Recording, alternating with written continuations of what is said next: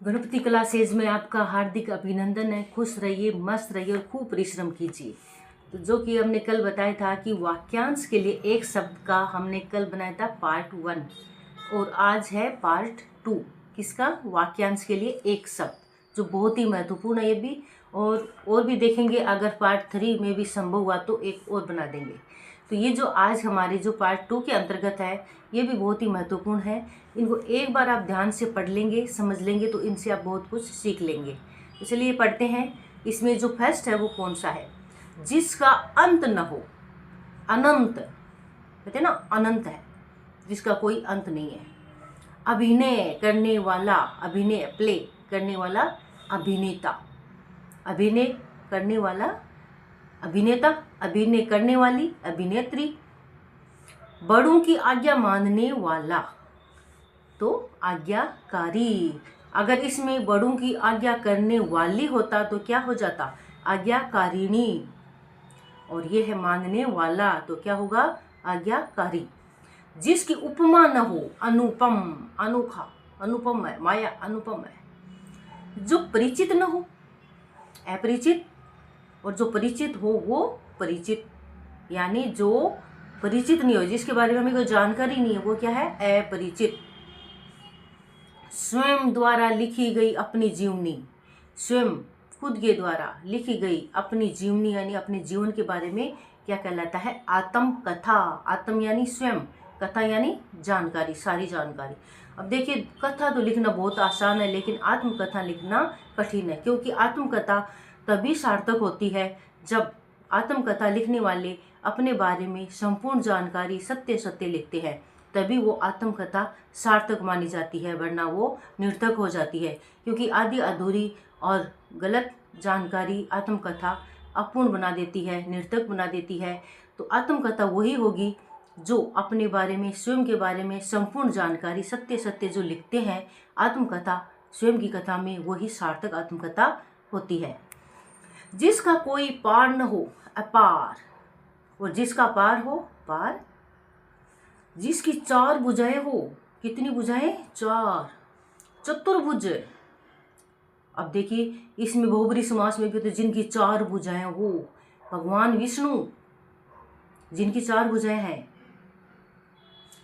जो कठिनाई से मिले, जो बहुत ही कठिनाई से मिले, दुर्लभ। कहते हैं ना, आजकल तो प्राचीन वस्तुएं, प्राचीन बहुत कुछ जो है संस्कृत दुर्लभ है मिलना, यानी बहुत ही कठिन है।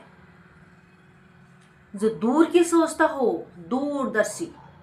अब देखिए, दूर की सोचने वाला दूरदर्शी। तो इसमें दूर की सोचने वाले दूरदर्शी, तो दूरदर्शी होना अच्छी बात है, लेकिन इतना दूरदर्शी भी नहीं होना चाहिए कि वो आज अपने वर्तमान को ही नज़रअंदाज कर दे। दूरदर्शी होना चाहिए, यानी सचेत होकर रहना चाहिए। हम साथ में अलग से ऐसा कुछ ही नहीं बता रहे, इन्हीं को साथ में समझा रहे हैं कि दूरदर्शी क्या होता है, ऐसे इनका मीनिंग बता रहे हैं, है ना। पति पत्नी का जोड़ा, दंपति। अब क्या होता है, हर कहीं पे ये नहीं लिखा जाता बार बार पति पत्नी ऐसे नहीं लिखते ना, तो वो क्या करते हैं? दंपति लिख देते हैं। दाम्पत्य जीवन, दाम्पत्य जीवन यानी पति पत्नी जो साथ में रहते हैं, उनका जो जीवन होते हैं ना, उसको बोलते हैं दाम्पत्य जीवन। और दंपति, पति पत्नी, यानी अब उनका दाम्पत्य जीवन बहुत ही आदर्श है। दंपति, अब दंपति है पति और पत्नी का जोड़ा। जो आंखों के पीछे हो, प्रोक्स।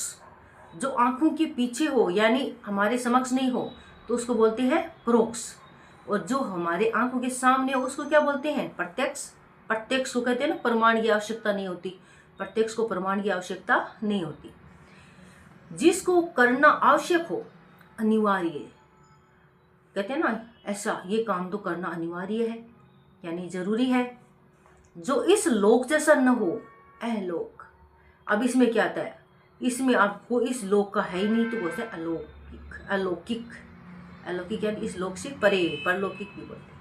वेद से संबंध रखने वाला, वेद से संबंध रखने वाला, वैदिक। जो ऊपर का आ गया हो, उपयुक्त। पहले क्या बोलते हैं? उपरोक्त। उपरोक्त गलत होता है, ये क्या है? उपयुक्त। कोई नई खोज, आविष्कार। आविष्कार आवश्यकता की जननी है, आवश्यकता आविष्कार की जननी है। जैसी जैसी आवश्यकताएं बढ़ती जा रही, वैसे वैसे आविष्कार होते चले जा रहे हैं। जिसकी आशा टूट चुकी हो, हताश।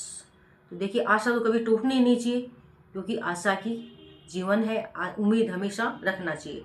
B positive all time. तो जिसकी आशा टूट चुकी हो उसको क्या बोलते हैं, हताश। तो कभी हताश नहीं होना चाहिए। घर बसा कर रहने वाला, गृहस्थ। आदर्श गृहस्थ अलग होता है। गृहस्थ यानी घर में रहना, अपने परिवार में रहते हैं ना। छिपाने योग्य, गोपनीय। वो जो छिपाने योग्य नहीं होते हैं वो अगोपनीय। निष्ठा से काम करने वाला, कर्मठ। कहते हैं ना वो व्यक्ति तो कर्मठ है, बहुत ईमानदारी से कार्य करता है, कर्मठ है, यानी अपने परिश्रम और लगन के साथ कार्य करता है, उसको बोलते हैं कर्मठ। ईमानदारी से जो कार्य करते हैं ना, कर्मठ। तो देखिए ये 21 है और 22 कल पढ़े थे। तो ये बहुत ज़्यादा, यानी ये एक वाक्यांश के लिए एक शब्द ही नहीं है, इनके माध्यम से हम बहुत कुछ सीख सकते हैं, बहुत कुछ मीनिंग समझ सकते हैं। अपने कहीं पर भी लिखेंगे तो उनमें इन शब्दों का प्रयोग कर सकते हैं। तो ये हमारे शब्द ज्ञान, शब्दकोश तो बढ़ाते ही हैं, साथ साथ में एक जो वाक्यांश के लिए एक शब्द है, ये हमारा कॉन्सेप्ट तो क्लियर होता ही होता है। इसके साथ भी हम बहुत कुछ इनके माध्यम से समझते हैं और इनके अध्ययन से सीख जाते हैं। तो आप इसको देखिए, समझिए, और एक बार पढ़ने मात्र से आपको समझ में आ जाएगा। वीडियो देखने के लिए, समझने के लिए थैंक यू सो मच।